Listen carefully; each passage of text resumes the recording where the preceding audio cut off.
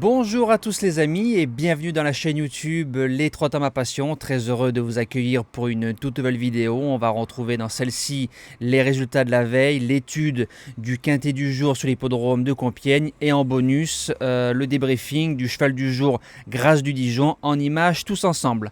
On commence avec les résultats. Alors dans le quintet on est 1, 2, 4, 5, une arrivée de favorite. Il aurait fallu trouver l'ordre dans cette course-là. Concernant les jeux du quintet, le course-parcours, on a été plutôt régulier dans l'ensemble avec pas mal de bons résultats. On fait un 2 sur 3 dans le JDT.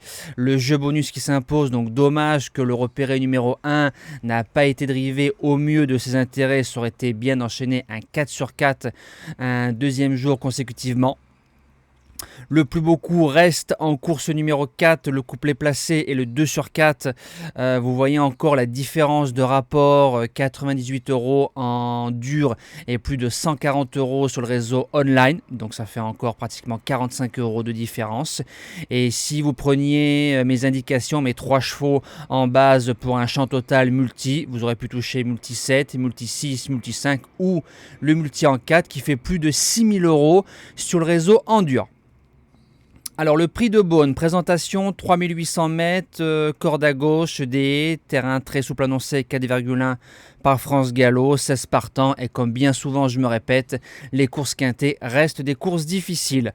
Mon gagnant, je vais le tenter, le numéro 9 Captain. Alors je sais pas si vous avez vu mais moi j'ai vu sa rentrée folle s'imposant très facilement. On lui a montré la cravache lors de la dernière haie pour qu'il reparte s'imposant très facilement. Il n'a pris que 3 kilos de pénalité, pour moi ça vaut plus, mais bon, les professionnels savent ce qu'ils font. 3 sur 5 sur l'hippodrome de Putois, donc il y arrive. Juste avant sa rentrée, le cheval restait sur 2 bonnes sorties, mars et avril. En 57,5 de valeur, je le trouve bien placé. S'il nous répète sa dernière course, je pense qu'il peut s'imposer. L'opposition viendra du numéro 3, Apidé. C'est un cheval qui rentre, mais il a déjà gagné ainsi. Automne 2021, à ce niveau-là, il a mis 4 longueurs à Hirson. Hirson qui a ensuite fait 2 fois l'arrivée de quintet, 2 fois deuxième. En 61 de valeur, il a le papier. Sur 3800 mètres, c'est moins grave le poids. Il a sa place dans les 3. Premier outsider, le numéro 8, Allo on Fire. C'est un cheval qui a gagné quintet plus fin d'année 2021 à Cannes-sur-Mer, donc respect. 3 courses de rentrée, la dernière à Auteuil est bonne, il a bien fini, le cheval est sur la montante, même en découvrant Compiègne, je pense qu'il a sa place dans les 5.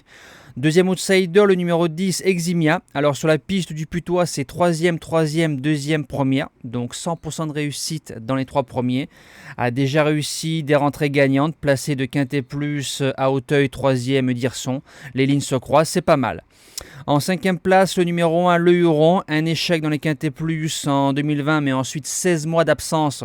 Donc il y a dû avoir un petit quelque chose niveau santé du cheval. Cette saison, après sa rentrée, c'est 2 victoires et une place ensuite deuxième à Auteuil derrière Air Commodore, qui est quand même une ligne qui tient la route à ce niveau-là, doit pouvoir finir dans le quintet. En 6e position, le numéro 14, Inside Montlieu. C'est un cheval qui fait les 2 spécialités, mais il est alors d'une irrégularité folle, ne répète pas ses courses. Il est capable de fulgurance comme sa belle 3e place dans le prix prédicateur. Si le cheval le veut bien, c'est un client. En 7e position, le numéro 2, Risque du Brisé. Alors il m'a déçu dans sa course de fin août à Clairefontaine. Je m'en attendais beaucoup mieux. Dans les quintets, c'est 6e, 5e, 7e. Donc a priori, il n'y a pas de marge au poids. Il a 2 sur 2 sur le parcours, dont une fois placé de groupe 3. J'ai tout dit. Et je termine avec le numéro 6, Chenko Magic. Alors surprenant gagnant de quintet plus fin juillet. J'en attendais plus pour être 4e, 5e, mais tout vous dire, vraiment 5e au mieux. Il a gagné ce jour-là, 3 sur 5 sur la piste de Compiègne. Placé de quintet plus sur ce tracé-là, si le cheval arrive à digérer la pénalité, pourquoi pas. Pour être 4e ou 5e, gagner serait encore surprenant. Donc on va retrouver notre Grâce du Dijon, qui était le cheval du jour de vendredi soir. Donc c'est notre 11e gagnante pour l'instant du mois de septembre. On voit Eric Raffin qui part tout à l'extérieur. Vous avez vu, quand on veut prendre son temps pour bien volter, on y arrive. Il sait qu'il faut démarrer un petit peu pour rendre les mètres dans ce genre de lot. Dans le premier tournant, il se retrouve à 3, mais sans forcer, il vient à sa main. Pas la peine de brûler de l'essence lors des premiers 500 mètres. Il vient gentiment. Ensuite, en bas de la descente, la jument est pointée en 1,07 nez au vent, 1,08 en pleine, 1,10, 1,11 en montant. Donc elle a vraiment bien avancé. Elle vient prendre tête et corde à sa main gentiment. Par contre, Pierre Belloche vient faire une dinguerie avec sa jument gagnante méloise, je ne sais pas pourquoi.